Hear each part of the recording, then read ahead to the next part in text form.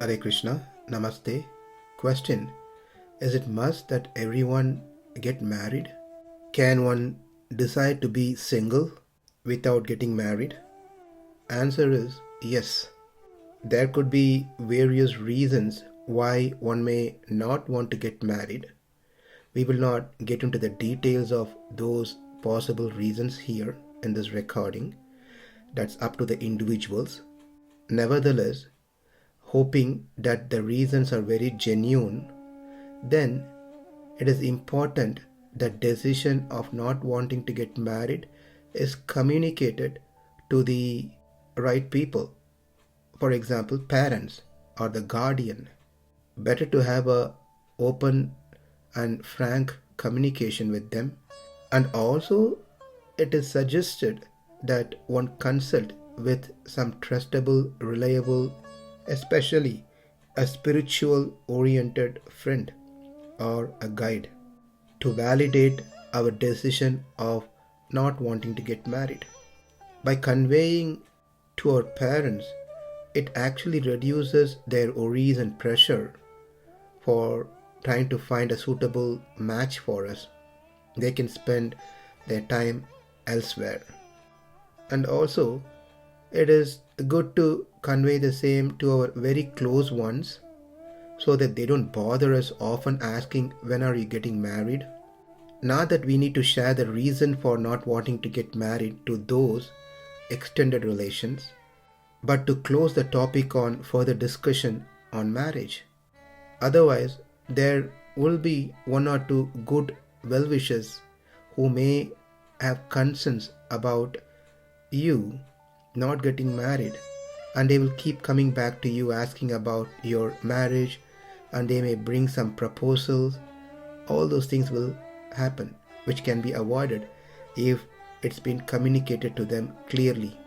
Else it creates an unnecessary situation between the two parties, and it's just waste of time. One may say, well, this approach or this decision may be good for a boy, a male. What about a woman? Because men can somehow manage themselves staying alone, but the girls, how can they be without getting married? Who will take care of them? Who will protect them in their life? Ideally, it is good that the girls are protected. When we say protected, it doesn't mean that they are weak, therefore we have to protect them.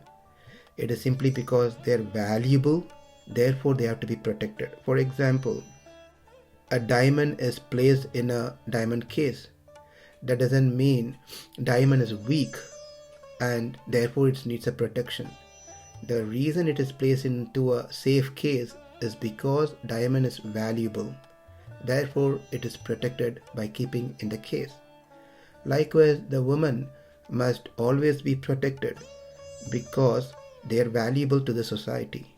Not to say they are weaker, not to say they are less than men. Those are all false propaganda against the scriptures. The truth is, they are very valuable, therefore they are protected. Coming back to our question, so how will they lead their life? The fact is that whether one is married or not married, ultimately everyone is protected by the Lord.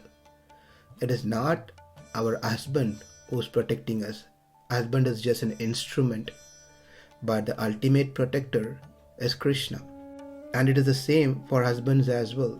It is not our wives who takes care of us. They are just instruments of Krishna who does that function as wife.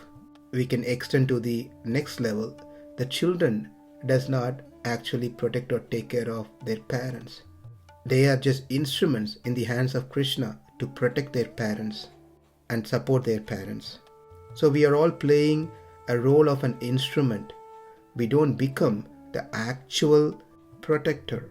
We don't even have capacity to protect ourselves. What to speak of protecting others, other family members. But we still try to do just in the mood of service to Krishna as an instrument, because that's what pleases Krishna. So, the real protector is Krishna. even after marriage, we have seen there are many who lost their spouse and they are still living, surviving without any help. So we need to know and have that complete faith that Krishna is our protector.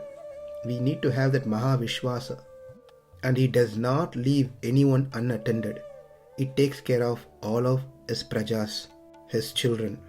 So if one is completely convinced that Krishna will take care of me, then the girls can also stay by themselves, but use their God-given intelligence properly.